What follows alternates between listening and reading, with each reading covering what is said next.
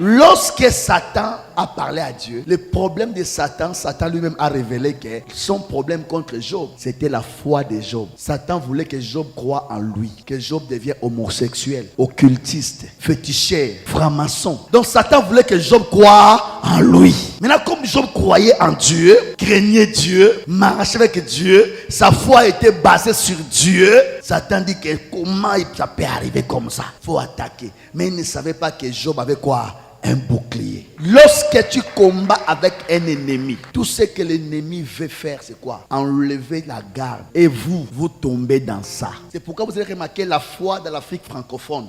La foi chance. Les gens, où tu vois, cette période il part à l'église, l'autre période il part pas à l'église, l'autre période il est chez les nganga, l'autre chez les marabouts, l'autre chez fait. Donc Satan fait les attaques à tout moment. Il t'enlève à tout moment la garde pour te toucher. À la place que tu puisses comprendre que la force de Satan, tout ce qu'il soulève, c'est pour m'enlever la garde. Toi, tu ne comprends pas ça. Toi, tu ne comprends pas ça. Les chrétiens, vous avez des foi ou bien des persévérances des éphémères. Cette période, on voit, bon, il prie, après, pouf.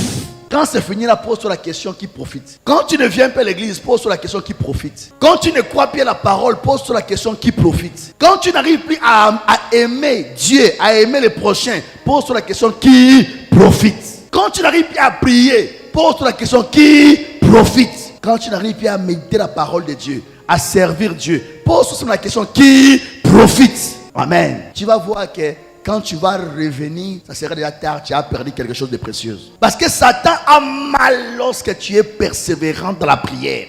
Lorsque tu persévères dans la parole. Lorsque tu es assidu à l'église. Tu es assis dans ton service. Lorsque tu as les ailes de la parole de Dieu. Lorsque tu... Écoutez-moi frère.